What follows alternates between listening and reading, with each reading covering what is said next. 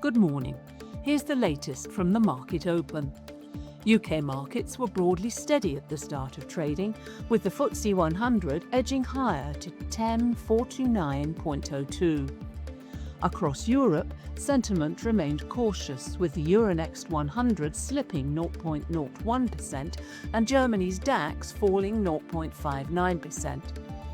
In the US, technology shares remained under pressure overnight. The Nasdaq closed at 25,587.04, while the S&P 500 finished at 7,365.46.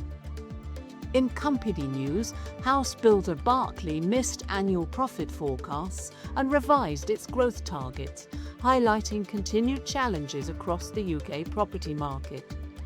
Meanwhile, logistics property group Segro rejected a £12.6 billion approach from a US rival, reflecting ongoing interest in UK-listed assets.